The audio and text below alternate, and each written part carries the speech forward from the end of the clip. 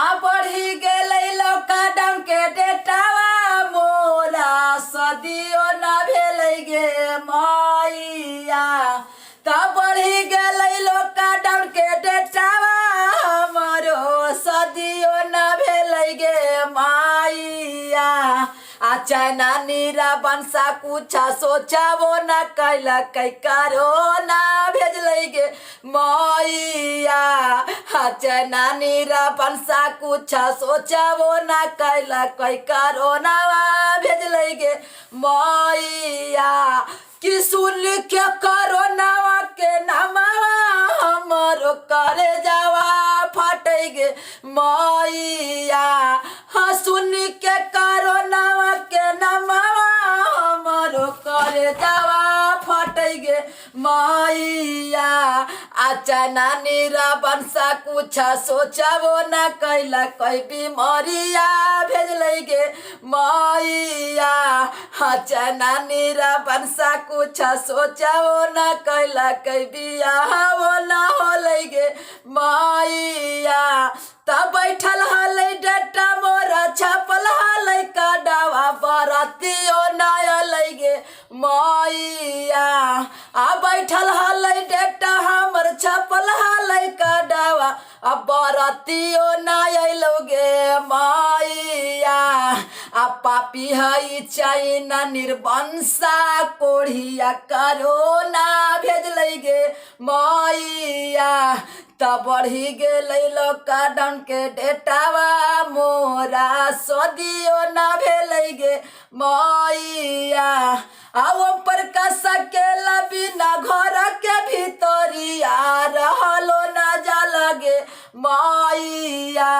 बिल्डरवा के पापा बिना घर के भीतरिया रहलो ना जाला गे मैया आ मोदी नरेंद्र के यही है कहाना घरवे में रहना गे मैया बिल्डरवा के पापा के यही है कहाना घरवे में रहना गे मैया तो सुन के करोनावा के नामावा हमरो करे जावा फटै गे मैया हाँ सुन के करोनावा के नामावा हमरो करे जावा फटै गे मैया आ करोना नीरा बंसा के कुछो न बुझैलै बीमारिया फैलै गे मैया हाँ चाइना नीरा बंसा कुछा सोचावो न कैलकै मोरा सदियो न भेलै गे मैया त बढ़ी गेलै लॉकडाउन के डेटावा मोरा सदियो न भेलै गे मैया हाँ बढ़ी गेलै लॉकडाउन के डेटावा हमरो सदियो न भेलै गे मैया करोना नीरा बंसा कुछ सोचावो न कैला कई भी मरिया फैलै गे मैया चाइना नीरा बंसा कुछ सोचावो न कैला कई करोना भेजलै गे मैया।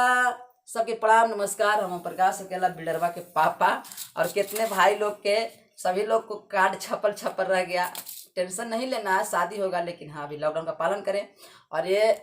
जो है से हमारा पूरा विश्व में फैला हुआ है बीमारी, और ये नहीं कि हमारे इंडिया में ही खाली है, पूरा विश्व में है। तो आप लोग कोरोना और को बचाएं, कोरोना से बचें और लॉकडाउन का पालन करें ताकि जल्दी हमारा इंडिया में से कोरोना भागे और हम लोग का शादी जल्दी होवे।